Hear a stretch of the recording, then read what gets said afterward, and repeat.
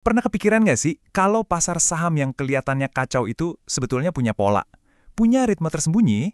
Nah, dalam beberapa menit ke depan, kita akan coba bongkar peta rahasia itu.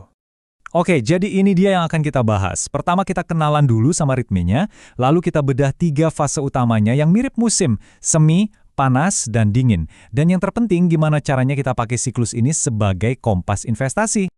Oke, kita mulai dari yang paling dasar dulu ya. Di bagian ini, kita akan letakkan fondasi pemahaman kita tentang apa itu siklus ekonomi dan kenapa para investor selalu ngomongin soal rotasi sektor. Nah ini dia, kalimat ini tuh kayak menantang semua anggapan kita kan? Ini gagasan utamanya. Di balik semua naik turun harga saham yang kita lihat setiap hari, sebetulnya ada logikanya. Jadi, siklus ekonomi itu apa sih sebenarnya?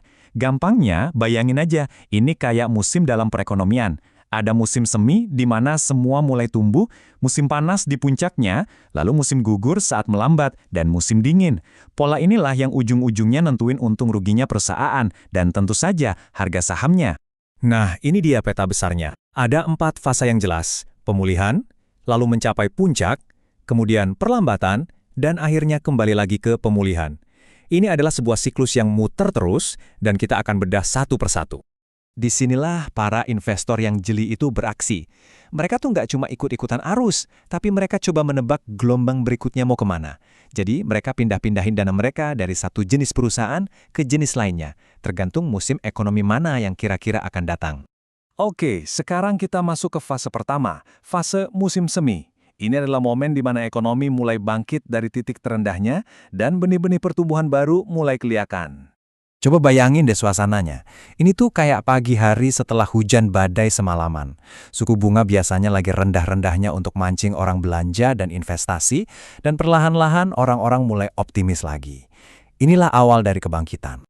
Terus, siapa yang paling untung di fase ini? Pertama, jelas sektor finansial. Suku bunga rendah bikin orang mau ambil kredit lagi. Lalu, ada teknologi, karena perusahaan mulai berani keluar uang untuk upgrade sistem. Dan tentu saja sektor konsumer, di mana orang-orang mulai beli mobil baru, rumah, atau barang-barang lain yang sempat ditunda. Dari pemulihan awal, kita sekarang bergerak ke puncaknya. Anggap aja ini lagi musim panasnya ekonomi, di mana semuanya lagi panas-panasnya dan tumbuh dengan kencang. Di fase musim panas ini, semuanya lagi ngebut. Bisnis lagi jaya-jayanya, permintaan barang tinggi banget, pabrik-pabrik jalan terus, dan sebagai efek sampingnya, harga-harga mulai naik. Ini yang kita sebut inflasi. Karena ekonomi lagi panas-panasnya, fokus investor jadi pindah. Sekarang, yang jadi bintang itu sektor-sektor yang membangun dan jadi mesin ekonomi. Kayak manufaktur, konstruksi, pemasok bahan baku seperti baja, dan pastinya sektor energi. Kenapa? Ya karena mereka lah bahan bakar yang bikin ekonomi tetap ngebut. Tapi kan, pertumbuhan nggak mungkin selamanya ngebut kan?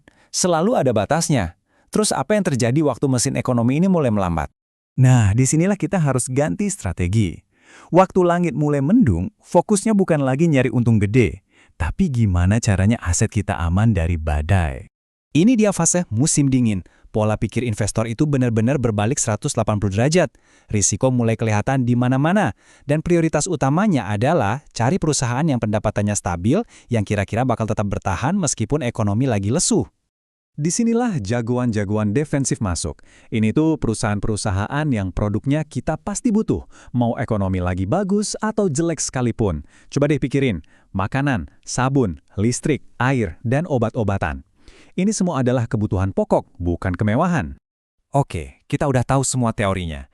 Pertanyaan pentingnya sekarang, gimana cara kita pakai semua informasi ini buat jadi investor yang lebih cerdas? Gini, dengan ngerti ritme ini, kita bisa dapat keuntungan strategis. Kita bisa, katakanlah, ngintip langkah selanjutnya para investor besar. Kita bisa sesuaikan isi portofolio kita sama musim yang lagi berjalan. Dan yang paling penting, kita jadi tahu kapan waktunya agresif dan kapan waktunya buat bertahan. Tapi, ada satu hal yang penting banget buat diingat. Ini tuh kompas, bukan bola kristal. Jadi, ini bukan buat nebak pasar besok atau minggu depan mau kemana. Ini kerangka berpikir untuk jangka panjang. Dan jujur saja, untuk benar-benar paham, biasanya butuh melewati satu siklus ekonomi penuh. Jadi sebagai penutup, coba deh renungkan pertanyaan ini. Dengan melihat kondisi ekonomi sekarang dan semua pola yang sudah kita bahas, coba tanya ke diri sendiri. Portofolio investasi saya ini sudah siap buat menghadapi musim apa?